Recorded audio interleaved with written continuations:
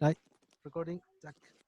Hi, everyone. Welcome to this session number 29 of our series, Language is a Virus. We're very happy to have this week Sophie Seita. Sophie is a poet, performer, scholar, and she from England, but she's working from England in Boston University right now, remotely, as lots of us. And she has developed a very diverse body of work that crosses lots of disciplines related with poetry, but also, as I said, with theater, video, translation also, and also activism, queer feminist collaborations, etc. So we're very happy to have Sophie here because the main focus of these meetings is always sound, but we don't want to think of sound or oral poetry alone from other dimensions of poetry and arts in general. So it will be great to see your work, Sophie, and well, to talk more about it. So welcome to you and everyone. Great. Thanks so much for having me.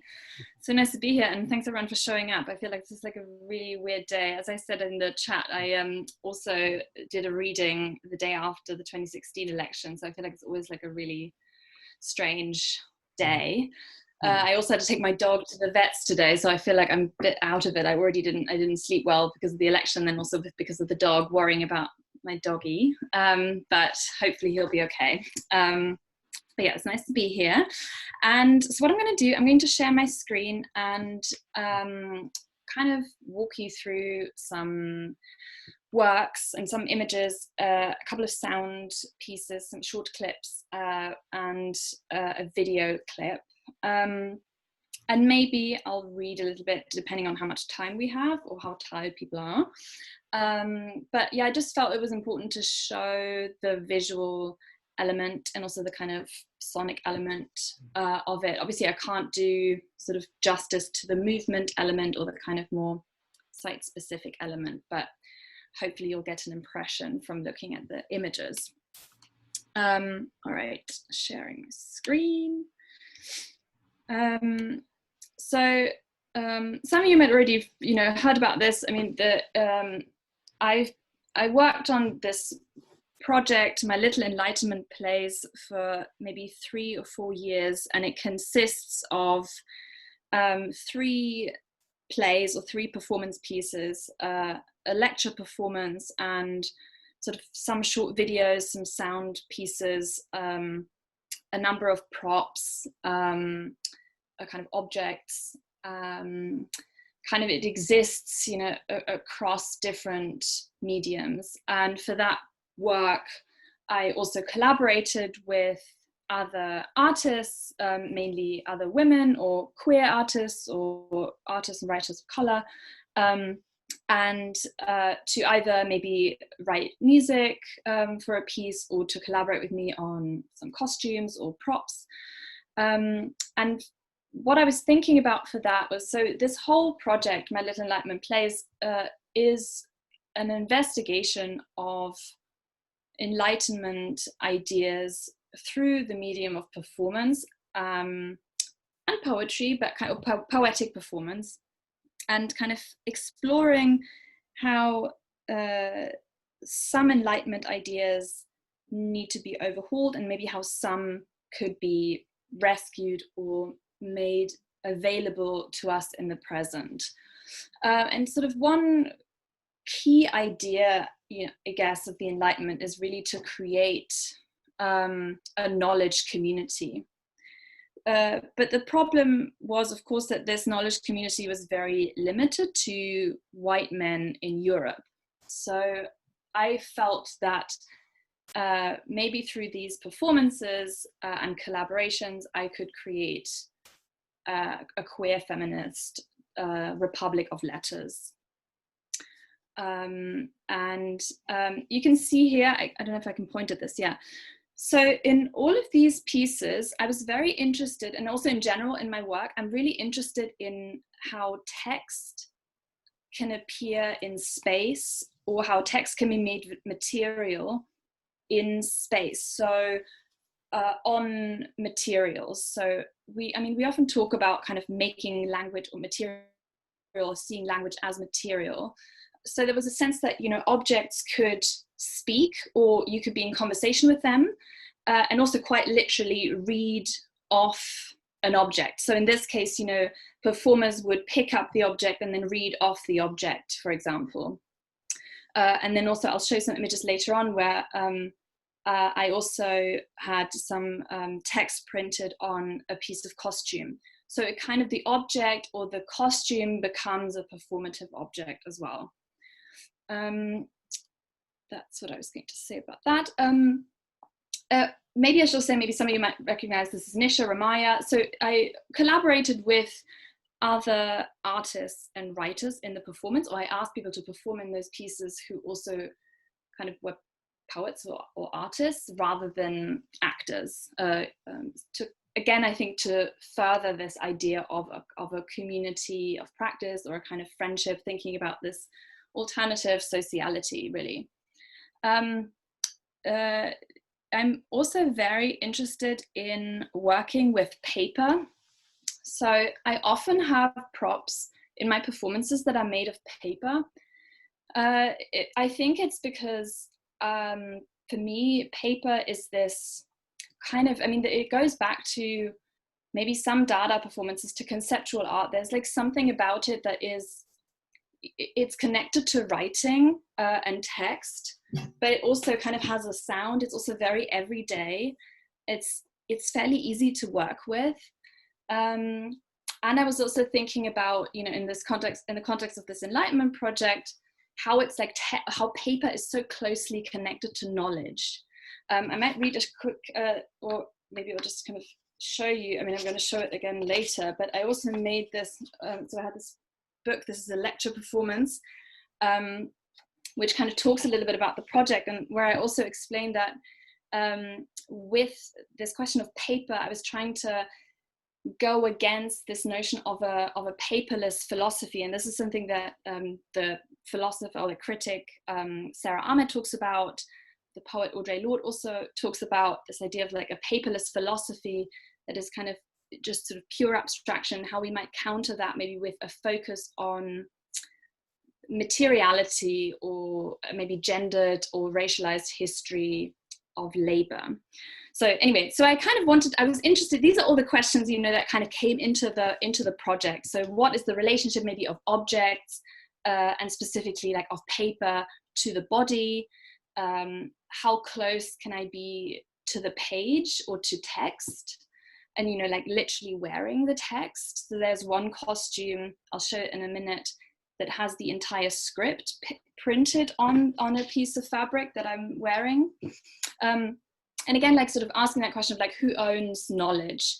And paper is one medium where that question of ownership is negotiated. So there's like both a feminist and an anti-feminist history of paper. There's like both a colonial and an anti-colonial history of paper. So I was interested in this, like, I guess, simultaneous existence of this, like, of the durability, but then also ephemerality of paper, how it can be both easily damaged or the cause of damage, but how there can maybe also be this tenderness, or how it can have this kind of potential for healing.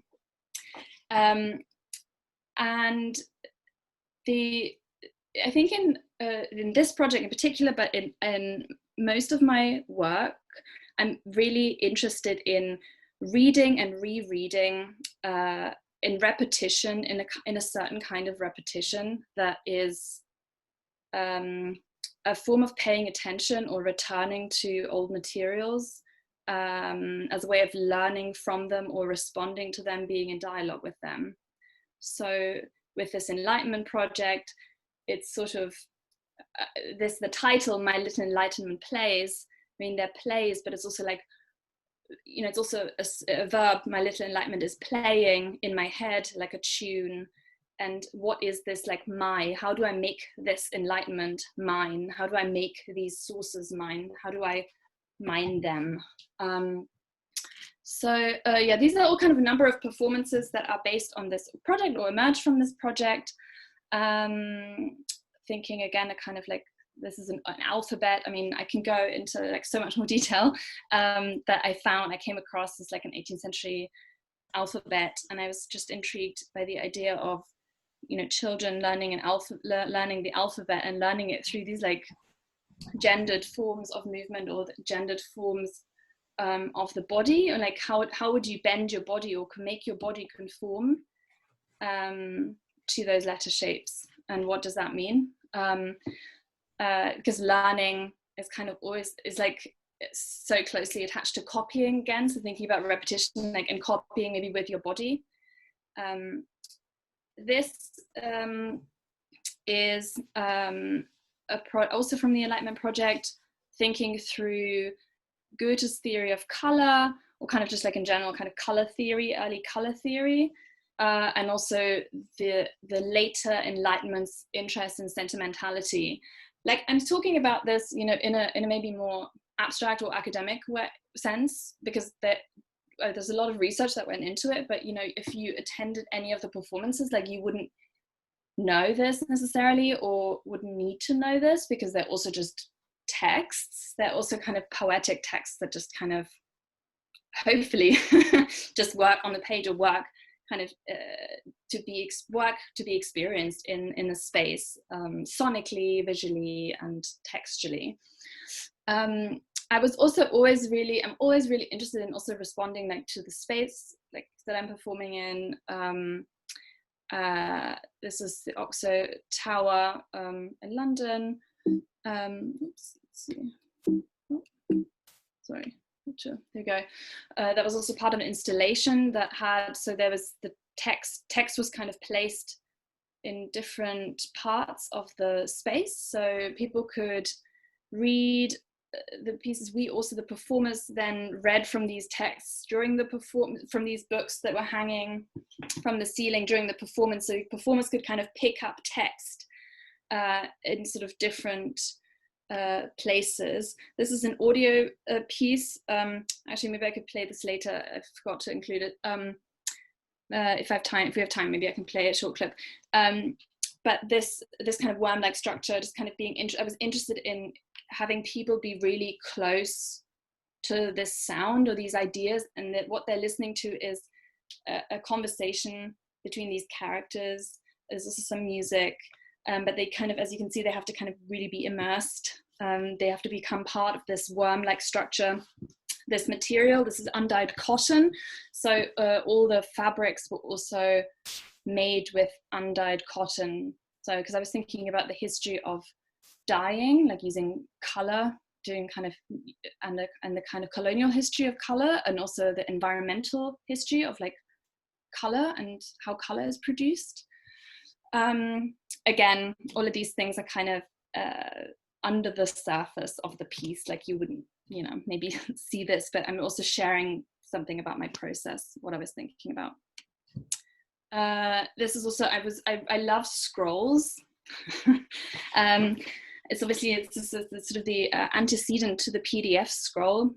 So I just like having like loads of like text, like a kind of carpet. So this kind of, it folded down and ran across the floor, and again, people could read during the installation part or also during the performance, and we kind of moved the audience around. This is the same piece but a different performance, a different venue, and this was a solo performance. So a lot of these I performed with other people, but I also sometimes perform them and kind of perform all the characters in one, or then it kind of brings it a bit closer to performance art, whereas I guess when it's lots of people, it's a little bit more theatrical, or kind of closer to theatre, experimental theatre. Anyway, so this is one of the costumes that has text printed on them, and these, it's kind of like, they're sort of, I'm thinking about Hannah Wiener, even though I actually didn't think about Hannah Wiener at the time, but Hannah Wiener's flag poems. So, you know, at different points, I would open the costume. There's also text printed on the back. Here, as you can see, and a projection was playing of a video piece, which I might show as well later. That's it. So this is the lecture performance that I already showed. This is the book, that is a short, well, chapbook really, pamphlet that was published by Other Forms in Chicago. last year, that contains some extracts from the pieces, but is a kind of meta conversation about the work, and also contains like some additional material. And since, I guess, maybe 2016, I've been really interested in the genre of the lecture performance, this hybrid genre or hybrid medium that sits between art and academia. And it lends itself in particular to the Enlightenment, because I think both the Enlightenment and also the lecture performance are really interested in knowledge and how knowledge is produced and shared and received. So the lecture performance kind of performs knowledge in a different way, and obviously borrows from, I mean, might draw on research and scholarship, but presents that knowledge, that scholarship in more accessible ways, and maybe uses poetry or sound or costume or movement or other visual elements. And in my experience, I found that this is such a fascinating form, because it can get some people more interested in the scholarly side of things who maybe wouldn't normally be interested, and it can also show people who are primarily academics how, you know, how the form through which we present our work, of course, you know, shapes the meaning. We talk a lot about this, you know, in an academic context, how the form of a poem determines its meaning, but we don't apply that recognition necessarily to our academic prose writing or academic writing. So this is the recognition, I think the lecture performance is a recognition of that possibility in doing something with form, and also doing something with the context in which the work is presented. Just wanted to show you a couple of pages, how it's laid out. Okay.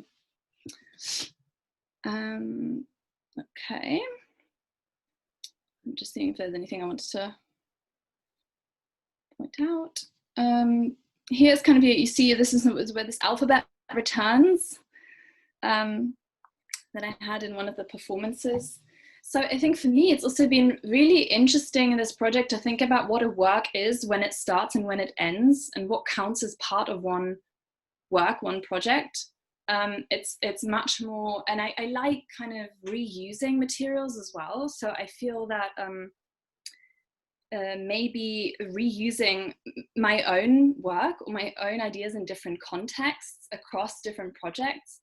I mean, this kind of self-plagiarizing gesture, I suppose, or rewriting myself, citing myself, and I'll come back to that at the end with a new piece, could maybe be a way of keeping the language active, rather than sort of, I don't know, pushing it to one side, saying like, this is finished and done with. You know, why should we not return to the same material and then reuse it in a different context? Because it's something, you know, that we keep thinking about, and it makes maybe the language more modular or malleable. Something I'm thinking about a lot also with costumes, like how can both language and materials be more malleable, and how could you maybe recombine them or put them together in different ways, and what materials lend themselves to that malleability. This is obviously a recent book, as maybe you've heard from the wonderful Ghazal with Pamela Press, just came out this year. So this book collects the three main performance pieces that are at the heart of this project. And it's just been really amazing to see this book kind of come out and kind of return to the page where it all kind of started, to return to paper, and to have all the plays in one object. So yeah, I'm really happy with this book and how it's designed, and I absolutely love Pamela Press. I'm sure you've heard lots from Ghazal, and I'm really grateful, yeah, to her and Hamed, who designed the book.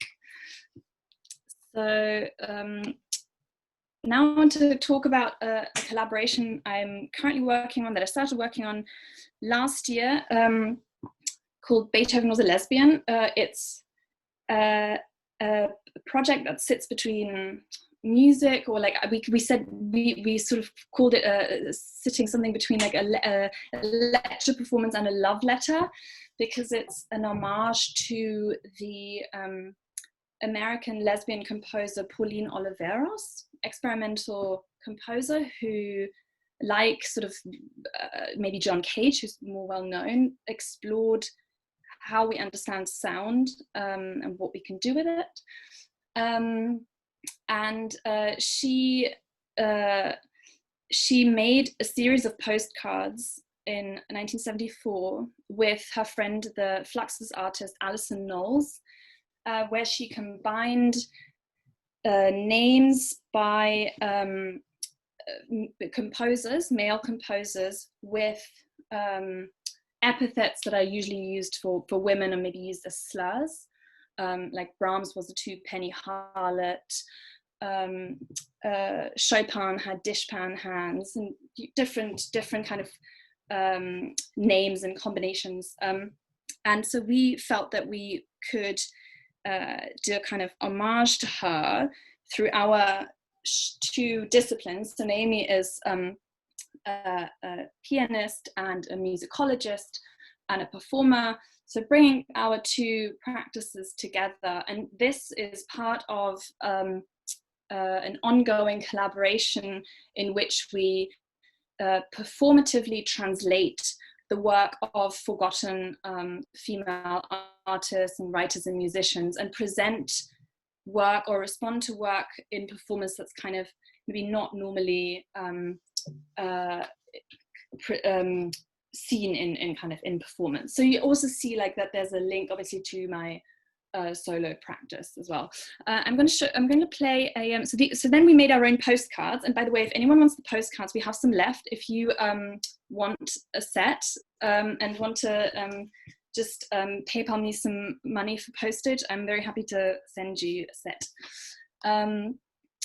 So I'll play you just like a short segment. So I should explain, so we made our own postcards as part of this project. So it's a performance or lecture performance that we first presented in Cambridge and then somewhere else, and then also recently were invited to present at a music festival, and made, because we couldn't do it live, we translated it into a sound piece, or made a sound piece, and also a mail out piece. So everyone who got tickets to the show also got a set of postcards.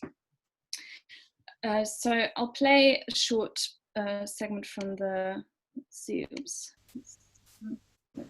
And hearing everything that there is to hear. If you can hear that, it's okay, yeah? Dear lady in waiting, what more could you hear if you had bigger ears or smaller ones? Dear baby, dear cutie, dear fluff, how long can you listen?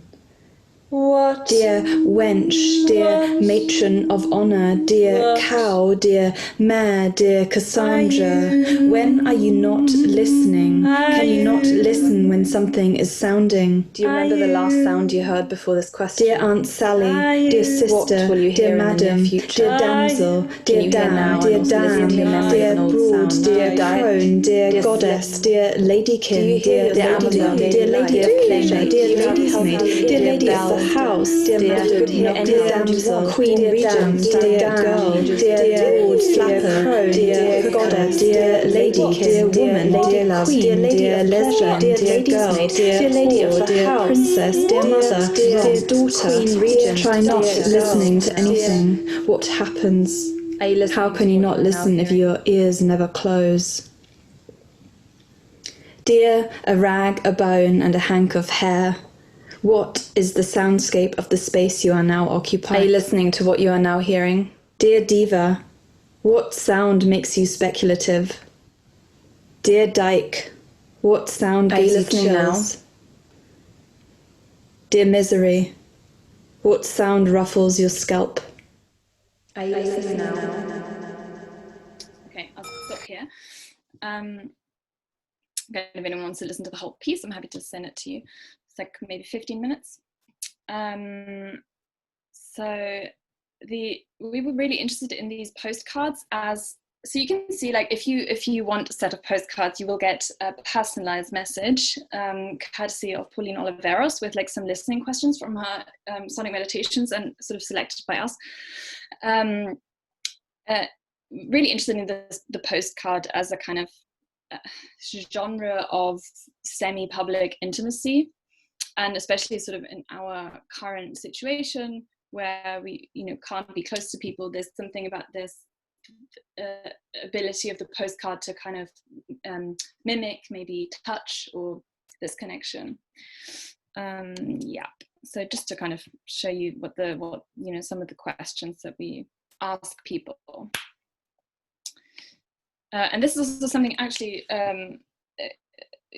I'm also, because Martin asked me about the workshop I'm teaching next week at NYU called Reading with Material. I think it's now completely oversubscribed and there's a waitlist, but I'm hoping to do it again, and I've done it before, and Ghazal also attended one of them. But yeah, I'm really interested in applying maybe some of those ideas from Pauline Oliveira, some of those listening questions, and recombining them also with my own singing background or musical training, and kind of other movement practices, or kind of somatic practices.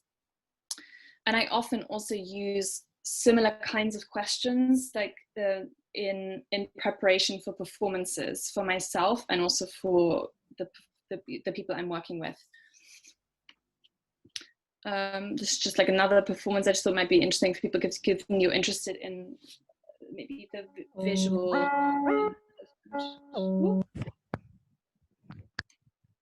Oops, what's that? Someone getting cool.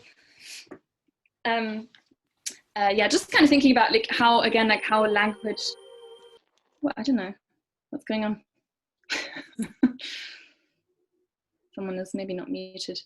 Yeah, sort of how language can be present on stage. And again, I really like transparency sheets, like old school kind of overhead projectors, really, and that kind of transparency, opacity, and sort of, yeah, something tangible maybe that you can work with, the material of the transparency of the overhead projector, as opposed to maybe a more modern projector. Oh, and that another sound piece, actually. I wonder if I should play something else. No, I'll play this now. So this is called Transpositions. Again, performance piece that also then became a sound piece and an artist book. So it's this concertina artist book in an edition of 7. Yeah, I think I maybe just play some of it. The concept of this work was based on a commission to think about the question of reproduction from a feminist or queer angle. So it was funded by the Wellcome Trust. So thinking about this kind of recent reproductive technologies like IVF and things like that, and how they've maybe changed our understanding of biology as more malleable and all those things. Anyway, I hadn't thought about this at all, like didn't feel very close to my life at all at the time, and doesn't feel like that right now either. But there was something about sort of through this invitation, like, and learning more about this, and also kind of recent thinking about biology or biological research, about genetics, and the term transposition was developed by the first female geneticist, Barbara McClintock, who came up with this notion, like sort of how genes can also change, or how gene transformation can also happen on a horizontal level, so that our model of inheritance, sort of from parent to offspring, is not the only model of reproduction.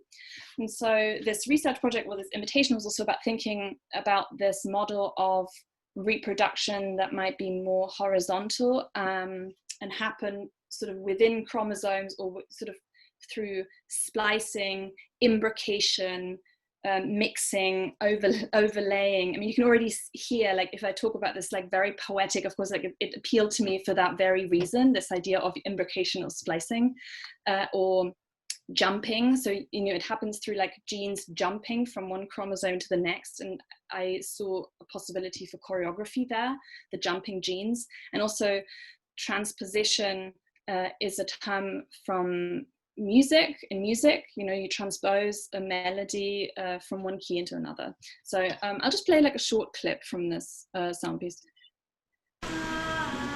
A material is never only one thing. Can you hear your heartbeat in your ear? Can you hear your heartbeat in your ear? What else has rhythm?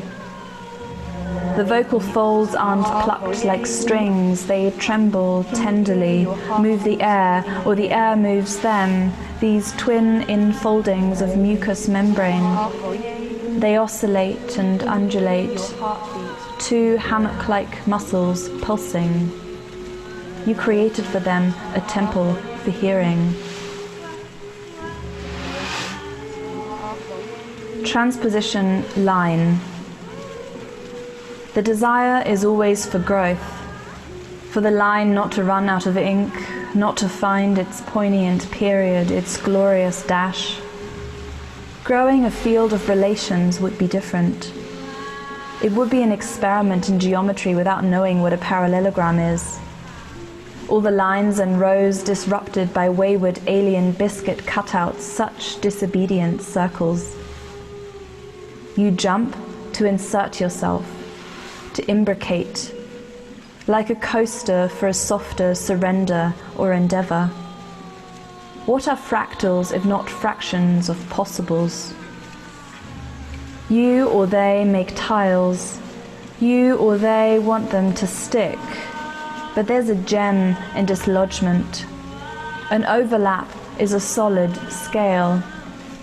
Hey, I don't suffer the indeterminacy of figures. I'm just a gull for grandeur in language. All the marbling effects, the opulent research, transcend the medicating feeling, the husked addressee. Everyone senses it, the eloquent gesture, or do they? Please touch your heart for a moment. What do you feel?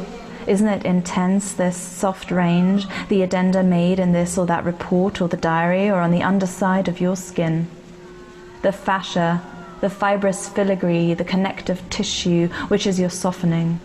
You rightly wonder, is this happening? Do you want persuasiveness or pleasure? I can't give you that. And so you get into an argument about the feasibility of your utopia, which ends in tears. Who here has a plan for the world? The disagreement remains intact. If there's a price to be paid for bad technique, it's this. A symbolic attack in the form of a practical touch, a practical attack in the form of a symbolic wish. Okay. Whoops. There's that. And then I'm going to end on just briefly telling you about a very current project, which just launched or premiered as part of this online exhibition, curated by Queer Art Projects and Sarah Hayden, whom some of you will know, amazing poet and academic and also curator. Vulva School, a fucking didactic take on experimental feminist performance art, or how to read, started as a lecture performance in 2018, and I presented it in different sort of contexts, some academic, some art, sort of some independent art spaces. I also presented the work as in New Delhi in India, sort of following like student protests. So sort of this work has kind of responds, I think, also to the context in which it's presented. And then for this exhibition, I turned it into a video piece. And yeah, I just wanted to kind of maybe share with you just a couple of screenshots, a couple of stills, and then maybe play a short, tiny, like 1 minute video clip. The whole thing is online, so the link is up here. I don't know if you can see it because maybe this is in the way, but I can also copy it in the chat if people are interested. Yeah, I just want to show you some of the stills. So this whole piece, it goes back to some of the things I mentioned earlier, this interest in reading and rereading. And I've been thinking a lot about this prefix re, you know, returning, remaking, rereading, which is sort of temporal, but maybe also implies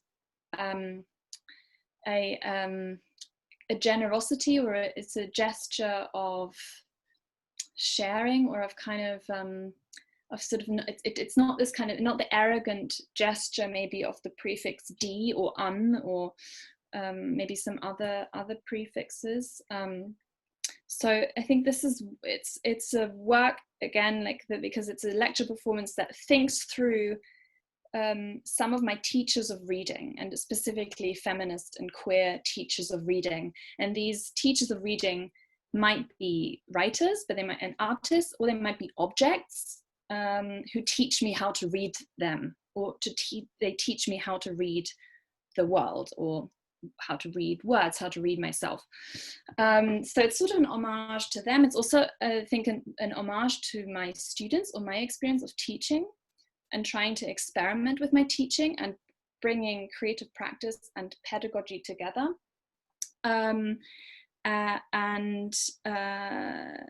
It also, I mentioned earlier this idea of recycling my own work. It contains some sections from a long poem I actually read in Santiago when I visited all of you, Pony, and which is also translated by Maka for the anthology. And I always wanted to make a video of that piece and never got around to it. So somehow this character of Pony, which is sort of this mystery figure, this kind of detective figure in my head, Pony is this kind of code name. So she kind of entered into this video. So it kind of, I'm recycling myself and sort of, I'm returning to this poem, which has kind of accompanied me, I guess, for several years, but it sort of never became what I wanted it to become. It's sort of to become a poetic video. So now it's sort of this figure, and this poem is present in this piece as well. And I shot it during lockdown in London, in kind of different spaces, and yeah, it's really fun. So I'm going to show you, maybe, let me see a quick, there it is. So it has this kind of split screen, we can talk about it, but you know, it's sort of interested in, I wouldn't say that there's this binary between, like, it's not that literal, but it's more like that there are multiple voices, I guess, that this text contains, really. Let's see if I can do this. Hold on, it was, I think, from here. I wrote to someone recently that I rarely make mistakes. It wasn't exactly a lie, it was partly aspirational, a playful provocation, as in, bring it on. Perhaps this bring it on is a feminist gesture. The loop of that which is just described or named is endless. Perhaps a square is there, a square that is not dull. What would it take to make it like it was a knife?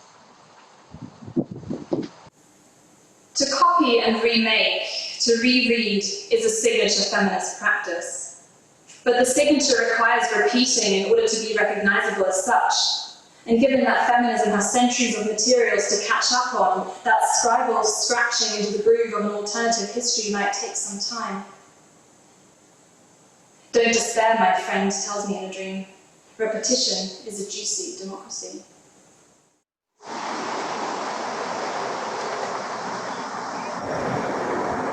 Don't despair.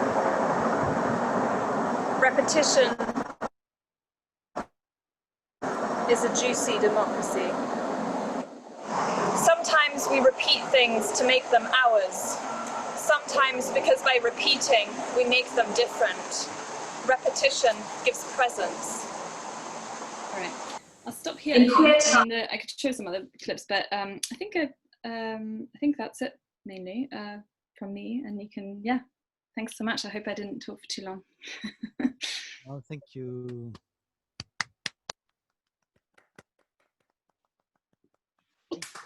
Great, wonderful presentation. Thanks very much, Sophie. Yeah. You're welcome. My pleasure. I'm so curious about different axes that you open. Like one of that's between poetry and philosophy, you know, and because sometimes you talk about philosophy, sometimes you talk about knowledge, sometimes about thinking. Mm-hmm. It remembers me an schizophrenic now schizophrenic guy who told me, I listen voices, but I know it's in my mind or in my spirit or in my head, you know. And then what is the difference between what is the connection between the poetry and philosophy for you? Well, I mean, poetry is another form of thinking, and I like the idea of the poem, but also, you know, the performance as a way of working something out, you know, thinking something through. And I think it connects to what I said about the lecture performance, you know, that our thinking or our philosophy, our theory can take many different forms and then also produce different meanings or different understandings. So I think, you know, there's an interesting dialogue, I think, between poetry and philosophy, or poetry and theory. How can we make poetry more theoretical, or like theory more poetic? Yeah, maybe the question is like theory and action, no? It's like we often talk here about the connection between the pre-Pythagorean philosophers who were poets and magicians and shamans and philosophers at the same time, and that idea that you talk a lot in your work about a new way of thinking, a new way of ideas, philosophy in the mind, and a moment you say a potential of healing of that. And yes. Yeah, you know, and I feel that sentence like a kind of communion of this different kind of spirit. I don't know how to call it in English. Yeah. What did you? Can you open that more? Can you? Yeah. Well, the healing. I mean, I can. I can refer to like the specific passage I was thinking about in this. I just want to quote it properly. Let me just see if I can find it. But I was thinking of this scene in Tristram Shandy where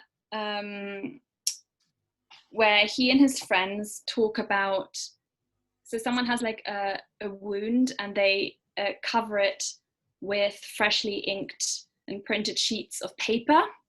And so I don't know, I was just sort of, I can't find the quote right now, but maybe it's not even in there actually, maybe I'm imagining it. It's also kind of, I feel like sometimes it's hard to know like where things are, or like whether, you know, if you live with some quotes or some language, like either your own or someone else's, like, you know, where is that language, you know? Where are these, like, I'm always thinking, sorry, I'm just like, this is like, I'll come back to it, but it also reminds me of Christian Hawkey talks about translation as kind of a conversation with like ghosts, or like a kind of being in conversation with like maybe another voice, and this kind of communion or whatever, or kind of coming back to maybe your idea of like the spirit in a way, I don't know. But yeah, anyway, I just love this image in this book, you know, Tristram Shandy, that they think, oh, maybe it's especially healing if lots of words are printed on it, if it's like really, really like covered in ink, like that will maybe make the wound heal faster. Or it, you know, so I don't know, I was just kind of, I liked that idea. It's a sort of a kind of materiality, like again, like how can the material maybe heal you, or how can the words obviously heal you, but this seemed like a kind of a novel take, I mean, for me, or like maybe it's a bit different, you know, just like how printing as well how can printing be healing, like maybe that connects also to sort of how thinking about. And I felt that the same idea with when you make that body abecedary, you know, like the different letters with the body, yeah. you know, that kind of, I remember a kind of, I don't know, it's a book of John Dewey or something like that, who make like or I don't know, or Guillaume de Postel, he said that all the language came from part of the throat, you know, part physical part Yeah. of the throat, and there are like graphical letters, and you connect your work with the regard from being and that kind of mysticism, woman power, word that then really like came from women and will be like take apart from it. All of that that position that you take in feminism and in queer poetry. Yeah, I feel like, so I think actually, well, I would just like clarify that. So I think on the one hand, I'm like super interested in this idea of like some kind of communing with like spirits or something. But then at the same time, in this like idea of healing of paper is like, it's so material and it's not abstract at all. You know, it's kind of, it's also obviously absurd. I mean, it's funny. It's like, it's the funny passage, if anyone knows it, but it's like, it's hilarious. I mean, it's silly, you know, that this sheet of paper should offer some healing. And like, I think I'm always super interested in something that can be actually, I don't know, healing and I don't know, beautiful. And then there's like a gesture also of like humor, or like how this could actually be absurd. I mean, all of these and the Enlightenment pieces engage with what we would now consider pseudoscience, you know, like astrology, energy healing, you know, there's like all of that. And I think I'm looking at those as other forms of knowledge, but not in a kind of either dismissive or admiring way, but just sort of like, what is the language of those knowledges, or what is the affect, or like what are the feelings, or what is the knowledge of those forms? Yeah, I don't know. I mean, it's if I could just interrupt, it's what's striking to me here is you're both talking about something that, and there's a word for this, and you know, Tristram Shandy does this a lot. The words thing in the throat, they come out, they change. Your work seems to involve a lot of metamorphosis. Yeah. And you know, and this is what you both almost were alluding to here. And I love that aspect of your work and how these things go. And, you know, metamorphosis is a sort of like arcane, ancient idea in a lot of ways. It's probably as long as humanity has existed.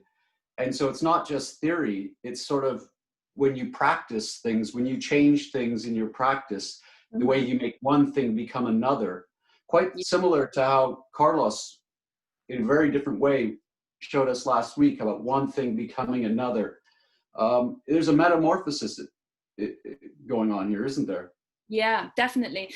So I didn't talk about translation at all, but I think I've been influenced by having translated a number of texts, and also having read kind of about translation, or thought quite hard about translation and what is involved. And I'm interested in this idea of translation, or metamorphosis, transformation, the translation that happens also across mediums or materials, or how can we think translationally? And translation is a kind of very intimate act of reading. It's like it's an act of attention. It's like paying attention, being close to a text, spending time with it. So I think I take that also as, so I think that the performances are also kind of maybe forms of translation, you know, because they're forms of reading. I think I'm performing reading, and like, and so in that process, the words are transformed, and also, I mean, I'm transformed as well. But yeah, I don't know if that really answers the question, but yeah. It's endless. Yeah. Sophie, I also like to take something from what Martin was saying, especially about I mean, it's obvious that in your case, you don't think of experimental poetry or whatever kind of poetry as only form, or as only some procedures or plays and games with the language, and it's part of a more complex network of interests and relationships. And I wanted to ask you, especially because you have been participating not only in the English scene, but also you are related to United States and well, other places. But what do you think about this this idea of experimental poetry, not only as something produced by white male heterosexual guys, which is sometimes an accusation towards experimental poetry, and in which ways do you think that experimental poetry can as well be politic or related to the subjectivity and all that? I know it's a huge issue, but you were touching it lots of times. Yeah.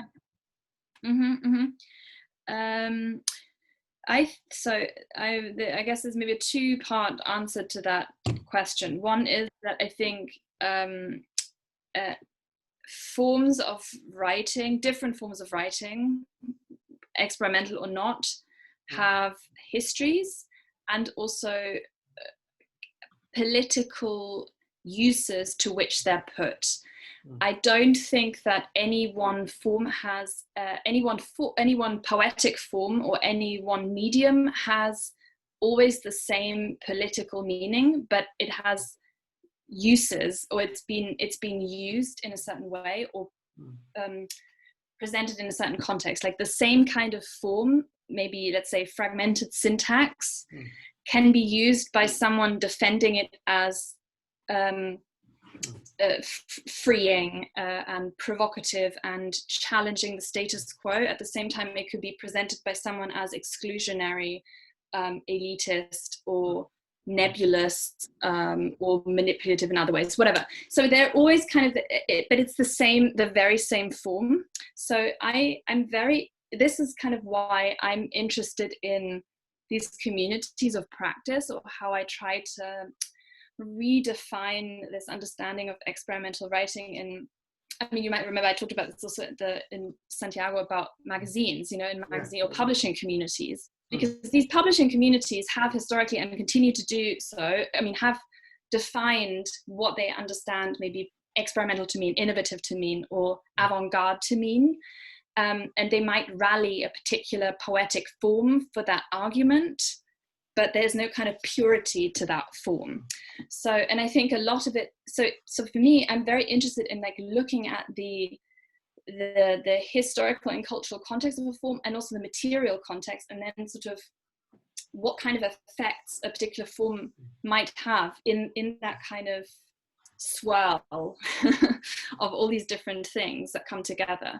And then of course I think we also have like personal taste, like it's also something, especially with experimental writing or experimental art, it's also something you can obviously get used to or become familiar with, and then you like it more, so it's not also just, I think, just a kind of, again, like a purist choice that all of us who think of ourselves as working experimentally have chosen the experimental form out of some kind of pure reason or purely political reason, but it's also because we enjoy it. I think there's an element of pleasure, right? We're doing it because it gives us joy. So, and I think that's really important to acknowledge, actually. So I don't know, does that kind of answer your question? I didn't really talk about the US, but I've thought about, like, my ideas have emerged from being around people both in the US and the UK and elsewhere, and I think, and especially maybe in New York, the kind of interdisciplinary work, or just like people doing lots of different things and being in conversation, that's definitely shaped how I think about experimentation. Last thing I will say actually is that it comes back to what I said about lecture performances, that I think you can present difficult work, experimental work, in more accessible environments, and then they don't even seem that kind of outlandish, maybe, or like it seem, I think, for example, like some of my performances, I think, maybe the language, the text is not, always like super straightforward or something. But because maybe there's an element of like movement, or there's some sound, or there's a projection, or there's a piece of costume, or like other things that are more tangible, or an audience is given something at the end of a performance. Like I sometimes also like give audiences something, so there's this interaction action, or that's very different, that creates like an element of understanding that's maybe more embodied, or like that happens on a different level. So yeah, I think that's maybe how I would answer your question. Yeah. Thank you very much, and I appreciate very much that you also include the pleasure and the maybe more, I don't know, Joy. more sensual or not entirely rational part of the Yes. the experience of poetry, because if we are always trying to make an exact and perfect reunion between our theories, our political options, our preferences in poetry, I mean, it's impossible. So that's something that goes goes along more than that.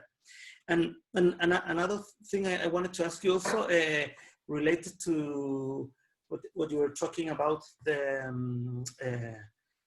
activism and the relationship with communities and all that, is how do you see that relationship going on when someone like you or like lots of us in this meeting are related to an institution like university? I mean, sometimes being an academic can be useful, can open you some doors. Sometimes people see you and think, oh, you're a boring guy, and at least that's what I received. So, and sometimes, of course, there's like difficult issues. People might think that you are taking advantage of them. You know, there's a lot of complex issues in that kind of relationship. How are you dealing with that? I suppose it has been a lot of time to find a way to make it work. Yeah. I think, as you said, institutions can be, useful. They can be homes, they can be sanctuaries. I mean, they can be spaces where we can do the kind of thinking or making that we want to, or where we can find people. I think maybe we should always aim to engage with multiple communities. So maybe it's never enough to just be, or to kind of only be in the university and only be like within that context, or only be in the poetry world and specific poetry world, or only be completely like anti-institutional outside. I think it's about kind of, again, being in dialogue, thinking about different communities and what you can do in specific contexts. I think there are possibilities within institutions, like how you might do something with the structures and play with them. And then there are things you can do outside of institutions that can be freeing, but they can also, we also shouldn't idealize sort of like the kind of inside outside. I think there's also this binary is maybe almost actually hard to still maintain, because so many of us, even those who don't work within an institution, work within like an academic institution, so many like institutional structures that are present in other forms of labor or forms of social life, of receiving art and writing, like both like forms of thinking, like emotional forms, or like the way things are structured, the way work is presented. I think it's very kind of, what's the word? I don't know. Pervasive, or I don't know. So even if you're not, if you don't continue working, in an institution, those structures I think are kind of present. So I don't know, how do I think about this, or in practice? As I said, like I try to engage with like maybe different communities, or try to do things inside and outside academia, and at different projects, maybe. But I think, as you can see from the work, like it's also like a way of acknowledging for me, that this is something, it gives me a lot of pleasure to do this kind of intense reading and research. And like, right, I'm not holding it up as like being, this is what people should do. It's like, it's actually, this is how I work. I'm an obsessive, reader or like editor, like, so this is kind of my, I kind of like to accumulate all these different source materials and like think about them and like play with them and do something with them. I didn't think of it as academic, although of course it has like, it maybe resonates in a particular context or has like a history, or that I've also noticed, as I said before, that you can do those kinds of things also outside of academic institutions. The other thing that you mentioned about maybe using the institution is it can be about, you can use it also to maybe bring people into the institution who wouldn't normally be in an institution. I mean, whether that's an academic institution or another institution, through, you know, getting funding or inviting them to give a talk, to do a poetry reading, to do a performance, to do a workshop. So to have like different audiences. But again, I'm really committed to like this term of like public engagement, which I hate, but like this idea of kind of doing something like also with the public, and like this project that you mentioned, Martin, about the Hildegard project is a kind of public art project that I'm doing with Naomi, gathering different scores, different text or visual scores, recipes for care. So it's an engagement with the public to make something together, really. So, and that's, you know, that was outside of an academic institution. So I don't know, I think it's just like mixing things up a little bit. I don't know if that answered your question, but yeah. And create the Academy of Joy, like yeah. What did I say earlier with like the poetry, poetry as fireworks, or so poetry, and then yeah. Because Sophie Seita, she got a firework inside, and she decided to go inside for the poets. I'm impressive, Sophie, with your work. Is really like I feel that connection with Hildegard von Bingen and Ibarca, you know, that kind of women really connected with that kind of joy, or joya, how say the troubadours poets, you know, they make joy and joya. That I think the woman power can arise easily than the male power in a way. And in poetry, we arrive to connect that and that mystical, like a kind of speedness of translation to the connection with roots, you know, with the present moments, present tense, and that is. I just discovered your work, and I really appreciate that. Thinking this, wow, and I hope you that for that kind of energy of the woman power in the multiverse, in the universe, yeah. yeah, in the funverse, you know, with the new kind of political ways, the philosophers kind of times. I don't know. What can you propose us something? Something utopian. Just like close your eyes and listen and transmit to us the radio connection that you, your spirit, your soul, and your flesh. Well, you know, this is, I mean, this Enlightenment project was kind of my little utopian project, but, you know, but in a very, again, like very practical material sense, because it really felt to me while I was working on it and inviting all these like amazing women to perform with me, like that felt to me like a feasible utopia, a temporary utopia in a kind of material context or spatial context and temporal context. But then, you know, there's this line in the sound piece that I played from Transpositions. It's like I think it's like, who here has a plan for the world, right? The feasibility of our utopia is kind of, or like I can't remember the exact line. Sort of asking about the feasibility of our utopia. I don't, you know, I don't have the plan. I don't have it, but I think of this is again maybe where we come back to your earlier question about poetry and philosophy. Is sort of, I don't know, like there's you don't have to have this kind of streamlined, clear vision or answer. Yeah, but at the same time, when you're in poetry, you have that act of creation, and philosophy, the act of thinking. It's like a kind of, you know, like a twist movement, you know, like making and thinking at the same time. Like Epicure philosophy said, you know, like to be happy and thinking at the same time, you know. Yeah. Kind of But also, yeah, no, I mean, actually, so what I would say though is like, so it's about, there's something obviously about joy, but then there's also frustration, because obviously sometimes I do want the answer and I don't have the answer, you know, and I don't know what to do or how to say it or what to say, you know, and it's, there's this kind of, I don't know, it can, but that can be humbling, you know, it can be, can humble you. humble, yeah, humbling. Oh, sorry. Oh, Question. Yeah, it was. Yeah, really.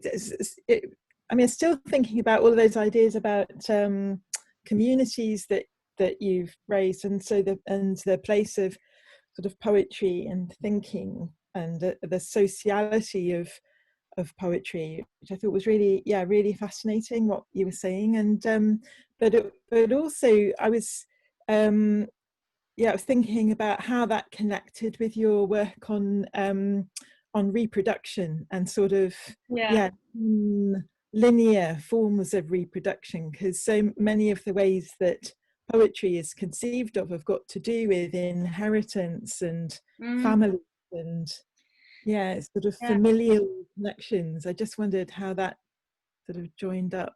I was thinking about Donna Haraway, you know, make kin, not babies. And Emma had shared something of Donna Haraway's today as well. So thinking about kinship, both like aesthetic and kind of non-familial kinship. And so I was working with that notion of like, what are kind of other forms, you know, of community or kinship outside of the family. And so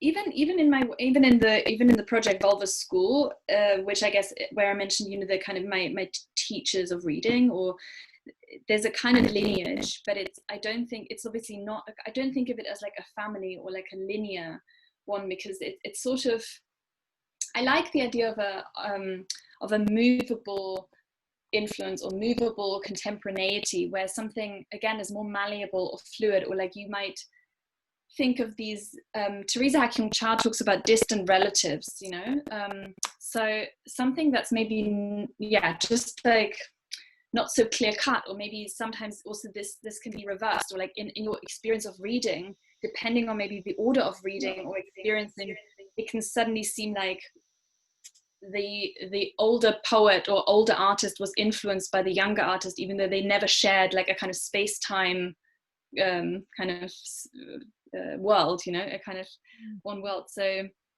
yeah, I think so. But I was thinking about that in reproduction, with for that work on reproduction, thinking about kin, and also thinking about reproduction again on a material level, so how you reproduce something, you know, make copies of things, or like how you might trace things, you know, like we're using tracing paper.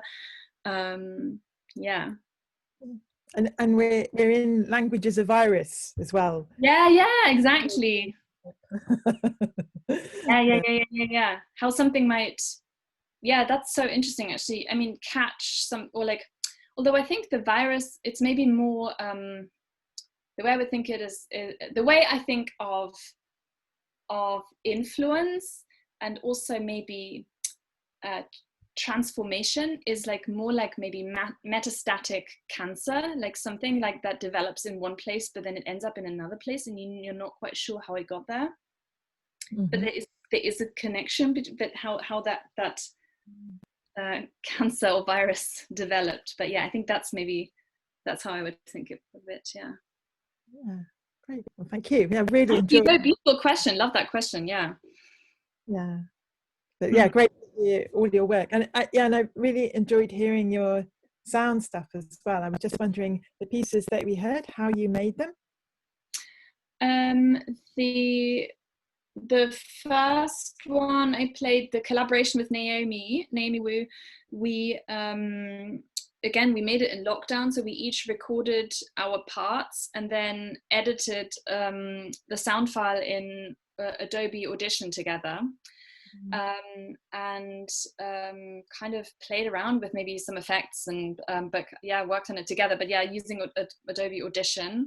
The other one, the one from Transpositions, uses so it was recorded, you know, the voice was recorded on its own, like the text, but the background sound is from the original performance. There was a kind of opening ritual where I invited, it was outside, and then later the performance moved inside.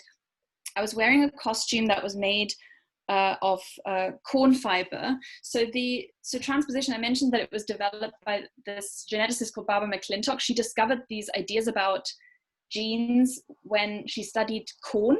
So she studied maize. So she discovered all these like amazing things about DNA, you know, before, you know, kind of like all this kind of major research was published. So she did this like in the 30s, and she kind of said like, oh, she discovered all of it by listening to the organism, which I thought was just like absolutely amazing. So it's like a bit, obviously, like, you know, a bit crazy, but worked, and she figured out all these things. But, you know, again, like sort of there's a link to maybe alternative approaches to knowledge and finding things out, but also like having this relationship of care, like caring for the organism, caring for the corn, and thereby like observing it closely and thereby discovering something about it. Anyway, so I was wearing this corn costume made from corn fiber, and they were these tea bags, and every tea bag contained one corn kernel, which is technically every corn kernel could be a cornfield, you know, because if you planted it, technically that could become, you know, that's how you make kin, right? That's how you make the field of relations. And it had this corn kernel and a small bell, and it had one line of my text from the script. And so I took this off my body and I gave it to every audience member. Every audience member was given a little pocket.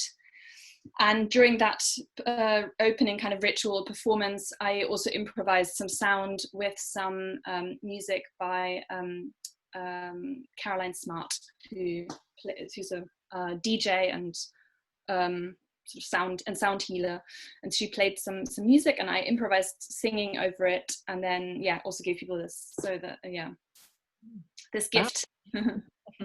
Great, thank you very much. I was going to make a couple of comments about Sorry, you just cut out. Letters that you may or may not be aware. Paper's meant to be. Oh, my terrible internet connection. Okay. Sorry. Paper's meant to. I'll type it. Oh, sorry. Maybe everyone else hear you? But it seems like to cut out, so it's difficult. Yeah. I'm getting cutouts from several people, so don't worry. Maybe turn off your camera, and then you'll get more bandwidth on your voice. Yeah. I think I'll type it. Talk away. Well, while he's typing, I just remember Sophie. Yeah. I'll do this by hand. Ages ago, and I think in about 3 years ago in Cambridge, and I remembered that. So yeah, nice to come back to it. Thank you. Yeah.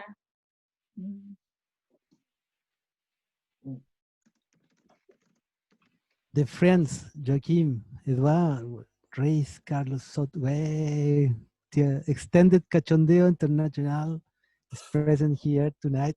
Mr. Eduard Escofet is present here. Yay! And I don't know if you want to put some question to Sophie Seita avant we start the transmission with Betelgeuse. With the what? Betelgeuse, you know, Betelgeuse, it start to dim off at the same moment of coronavirus presence, you know. And some people say that it's a connection. The virus is a message from stars. Explosions of Betelgeuse is announced. Yeah, actually, you know what? So this, I don't know if you can see it, but this is on the cover of this book, on the back cover. So do you see it? This is a kind of well, it represent like obviously kind of glitched version of a constellation of the Virgo constellation, and I'm a Virgo. So anyway, so this has like, so I'm interested in stars, and like the Enlightenment Project, like as I said, is interested in astrology and astronomy. So yeah, I like that idea that language is kind of, yeah, or like the virus is what did you say, the virus is a star, or what did you say? No, that viruses, they are really important for us. Is a kind of message from another ecology of like the one of the most important virus that we have in our body, the woman body, by example, is the virus who create the placenta. It allows that the woman body allows a stranger body that is not of the same cells.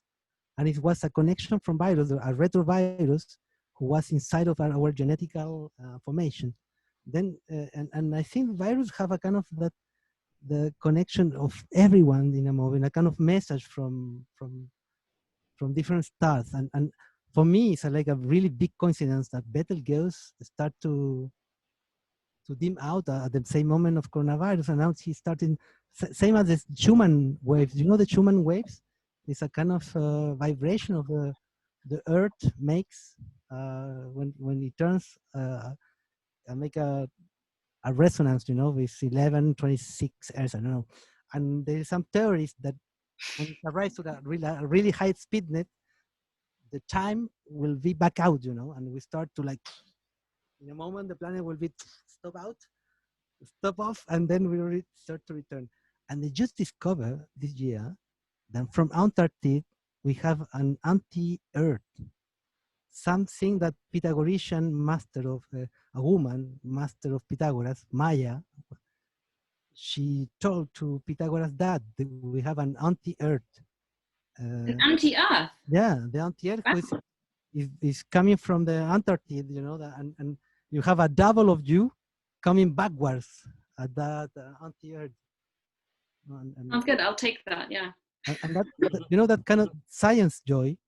That is a Lacan said a wonderful thing that he take from troubadours poets, that there is three kind of joy. The phallic joy, the joy sense, another joy, the joy, that kind of mystical sense that you lose your boredoms and you are connected with different dimensions. You are like an piezoelectric.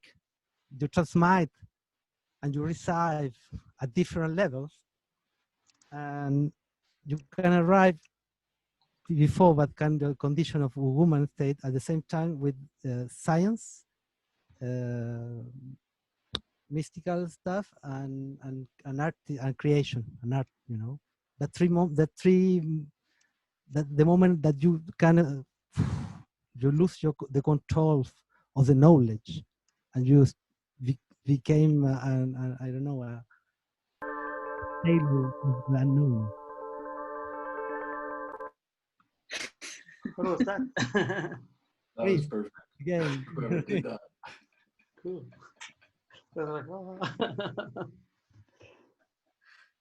Well, so anyone has another question, comment to Sophie, please feel free. Yeah, it's you, Tim's. Thank you. That's yeah, definitely. Yeah, I mean, paper, very international and kind of, and also, as I said, like very influenced by different historical avant-garde movements. Not so much Russian futurist, but definitely, I mean, Dada and Bauhaus. But yeah, super interesting, and lots of I think his more historical avant-garde groups were interested in sort of working with paper. You know the Dada Sof or Raoul Hausmann, the Dada Sof, the Dada Sophie. Joachim Montesquieu, he just published Raoul Hausmann sound poems, and he's playing with the Dada Sof, and you have to read it. Maybe we can. If you want an idea, like a philosophical idea, Sophie, to give us in order to start to follow you with questions, sounds, poems, actions, lights. a question for you, something to, Can you ask you a question to us? can I ask you a question?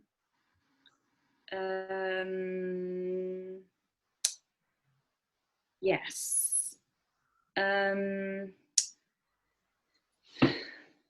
If language were or is a material, what's the material and how would you describe it? Andres, can you answer to Sophie maybe? And Andres knows the answer for all these difficult questions. Can you repeat We the choose question? you. This is very understandable. If language is a material, what's the material for you? You know, it could be straw, it could be clay, it could be concrete, it could be wool, it could be metal. Thought material. Dark material. Thought Thought. material. Dark matter. No, it has to be really material. It has to be like actual material. Well, Like has to be there is like a weight. People have measured thoughts. Really? Okay. Now this is like, that's very you can look it metaphysical. up. It's extremely light. But you know, anyway. Language is composed of a material. And I would say it's thinking. But I like to think Going for more sort of language physical things, like the kind sorry. Sorry, Felipe. I like to think of language as Lego blocks. I'm Right. very concrete, so I just think of words and letters as Lego blocks. Yeah, I love that. That's cool. But that the letter that you have in your work, like is Robert Flood, also position of the body and the astrology position of the body, you know, in the medicaments and drugs or disease, you know, in the body stars and Paracelsus have that kind of quality to know to take the more deeper mystery of one disease. He said that happened with the Iliasters, one kind of like pneuma, you know, like a bread inside of us, and it was so close to us that the only manner to appreciate it was to see in the more farther thing in the universe, you know. Then he make like surgery in the middle of the night, look in the constellation, stars, and say, yeah, you have that. And I feel that you have that capacity, like a chirurgeon of poetry, and that kind of in between philosophy and action. And we'd love to maybe some collaborate together in a moment. It would be lovely. And yeah, I feel like this is yeah, this has been so great. I'm also getting a bit tired. I don't know how everyone else is feeling, but it's been like a lot of talking for me. So. Oh, wonderful thing. Yeah, I don't know. Anyone want to make a question, or we start the transmutation of the? I think we'll just start the whatever you're doing with the collaboration. And, Yeah, but I if people think, have more questions, email me. We should I'm just so sorry. I'm just so sorry that I came in later. I was 1 hour too late or 2 or what? Oh yeah, we changed it this week. Oh yeah, so I will look backwards. Thanks. Okay, it's okay. I think that maybe now we could answer Sophie's question with sound. So let's make some noise. And yeah, but maybe Andres want to say something before I just cut it with the. No. No, I mean, as Felipe said, we can answer it with sound. But I think that speech, at least, is air, really. It's air vibrating. And it's amazing that it can carry meaning and such a subtle material. There's a beautiful verse by Jorge Tellier, a Chilean poet, who says, of course, Andrés might know it by heart. Palabras, palabras, un poco de aire movido por los labios. Words, words, just a little of earth moved by the lips. So it's just like that.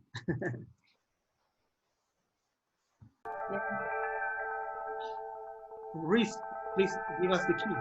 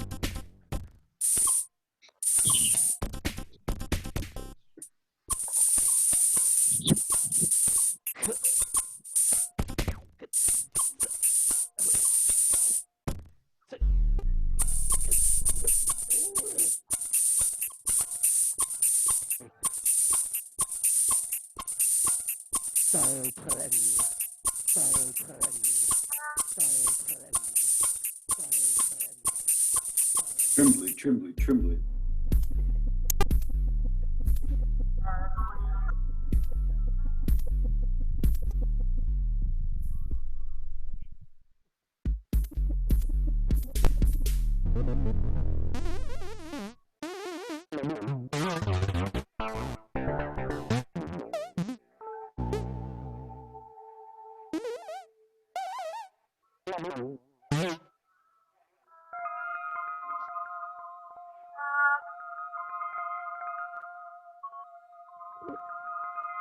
Megalovirus, Ecam, reverse for reverse, dating, triple Google, dating, who the fuck is flashes, insulation, blooming, jasmine, macropede, salt chain, anti-lyric, old, highbrow times, probiotic, swelling, string, ultra pleasing, tarantala, old-fashioned, white core, refreshing, fragrance, for ami, mechanistic, transposition, proxon cells, spectacles, beat drums, phony interpolation, flower, duet, unction, F, zimmer, stanza, active locker, fretwork, signet, annual, southern, night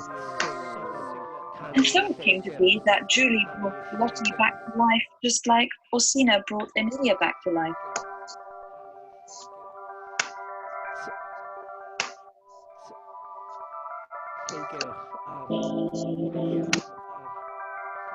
assemblage star, assemblage star, assemblage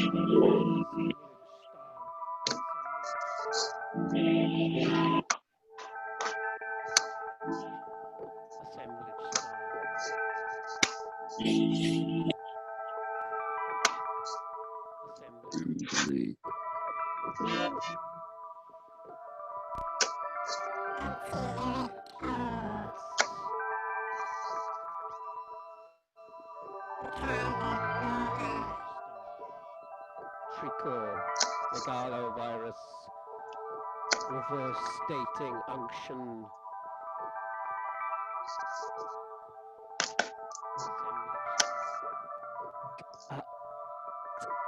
flash, interpolation,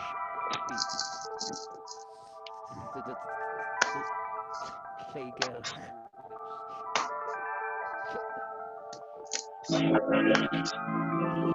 factory eye, gifted,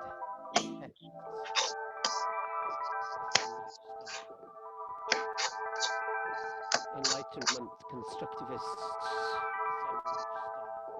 shamanistic ephemerality, hyperfraction. Preliminary remarks. A most respectable critic once told me that our best dramatists ought to have their plays trimmed and trellised, as not only the moral uprightness of the stage depended upon it, but so the critics and peeping churchgoers would have no cause for quarrel, the devious actresses in their detonating licentiousness when bellowing the indecorous sentiment.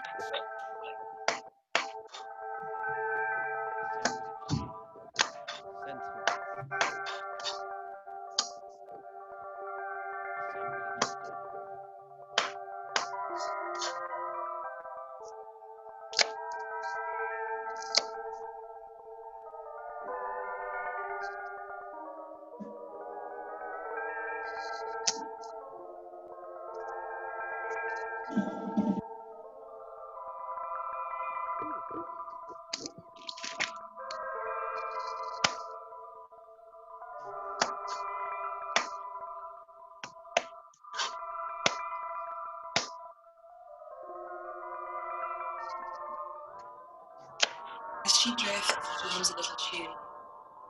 What is that tune?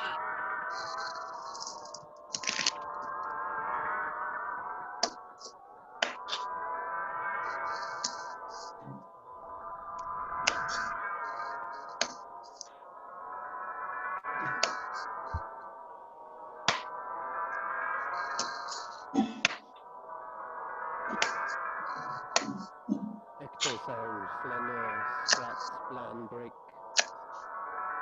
curtain jars in clouds, dubis, in cloud, dubis, in cloud, sea face, Angolan brie in square bullets, and Ingrid, tentative, stigmata, discs, analytic, fire pause, transcendental, fair, far key, diminished,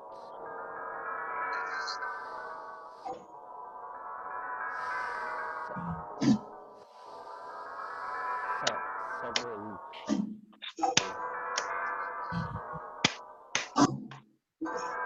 one's shiver, perfect assonance. Stop.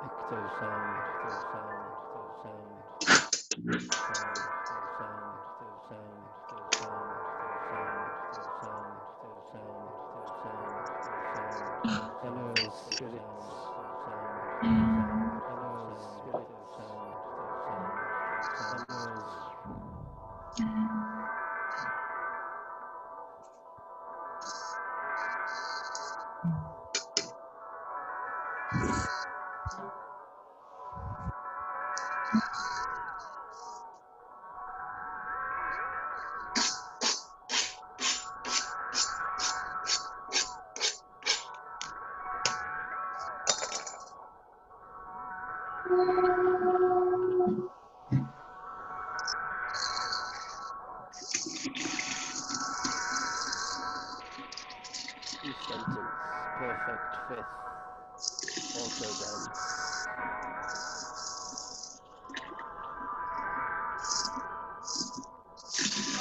The puddles widen, secrete, finesse, and conceal, and in them ensconce the glands pump. The cells are filled and filling, quivering jelly, well managed but perishable.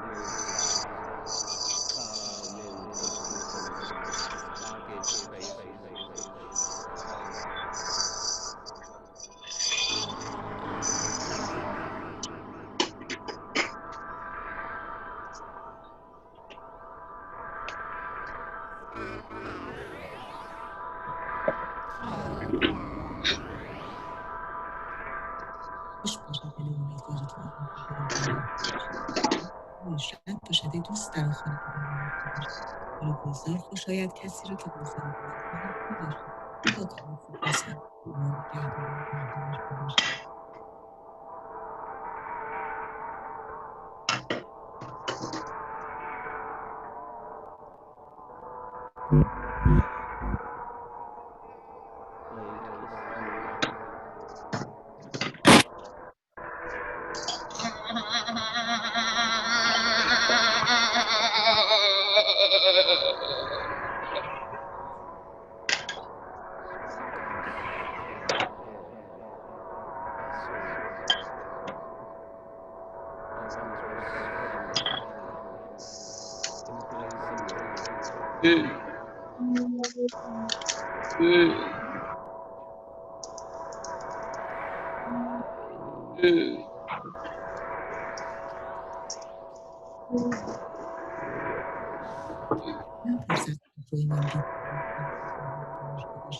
نشو پنهان از این باشی عراقی طالب نشته باشی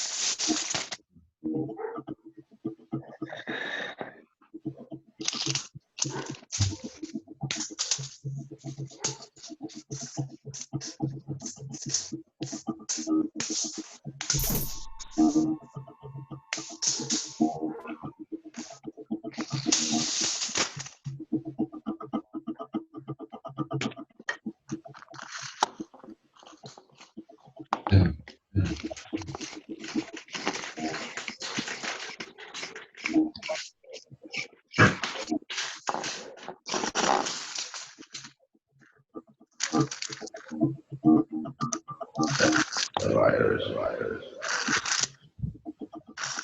Language, the virus.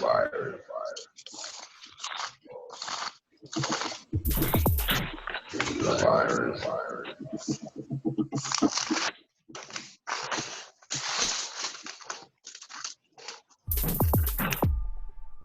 Landscape is a virus.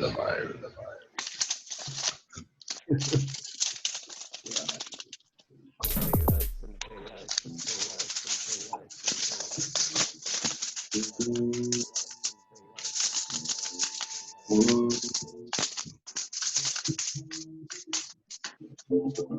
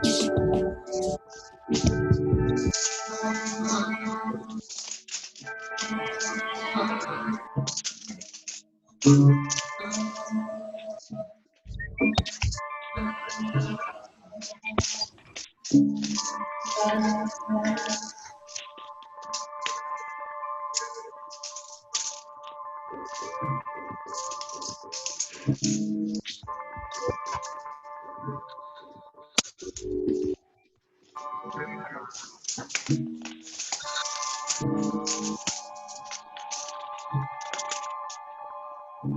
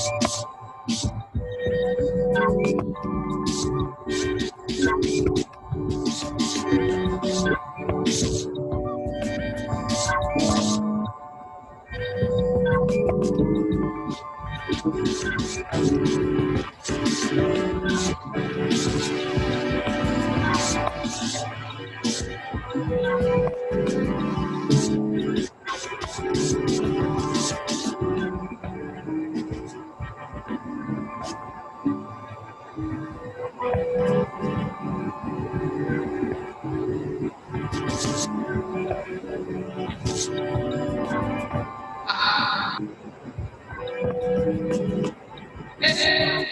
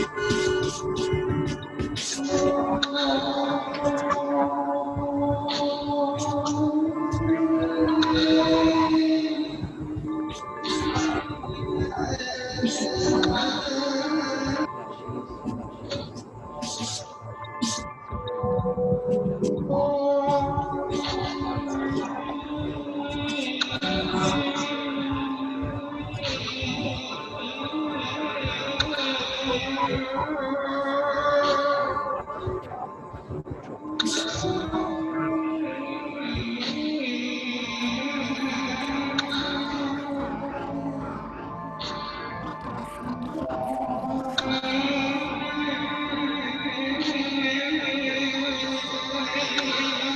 Triple Alcin, Canning, Egan, Octave, Walk, Assemble, Star, Blusian, Bert, in aura, interaction, within, Heme, Normalize, Super Center, Pleasure. Online. Interruzione. Interruzione. Interruzione. Interruzione.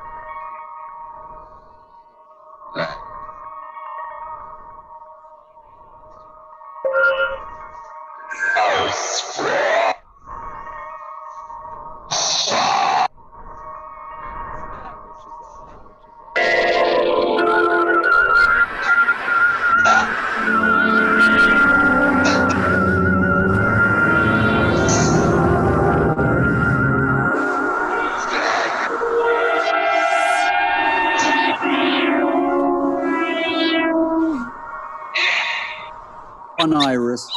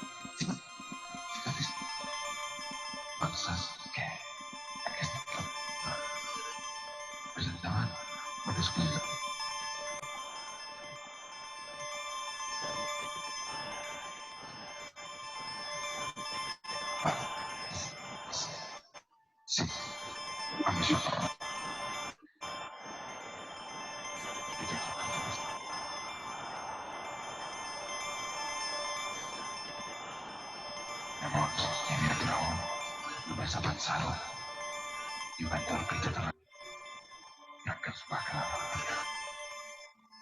Els dies següents de la vida. Però és allò que vam pensar sonar i que passaràs benet en dorment.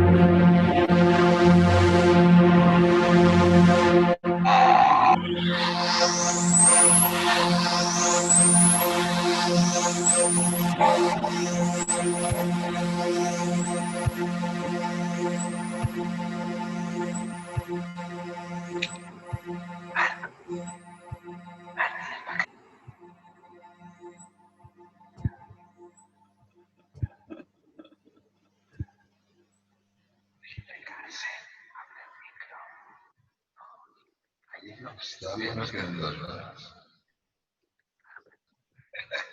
That's all, folks. That was fucking great. Wow. Well, see you next week, guys. More chanting. Andrés. Chao a todos. Felicidades. Gracias, querido. ¿Fue tu cumple, Felipe? ¿Ah? ¿Tu cumple, Felipe? Hoy. ¡Ay, felicidades, de verdad! Sí, sí, claro. Ay, Això és feliz veritat. cumpleaños, que yo he llegado tarde y voy ahí a... 46. Oye, Sí, Eduardo, 46, mare meva. Mala meva. Pues, per molts anys y felicidades. Gracias. Y que lo podamos celebrar pronto. Sí, por favor. Happy birthday, my dear. Sí, sí. Ya estaremos. Si tú te vas, ¿nos podemos quedar algunos, seguir hablando o tú... ¿Sí? Ah, vale. Voy a dejar de grabar. Sí, eso sí, por favor. Si ahora viene... Now we're starting the secret part. Chao, queridos. Los dejo. Chao, guapo. Felipe, you can transform yourself to change your face and the new year. You can stay with us in the extended cachondeo. No. I'm sure he's doing it. Felipe, te quiero mucho. Felicidades. Gracias, querido. Pásalo bien. Gracias.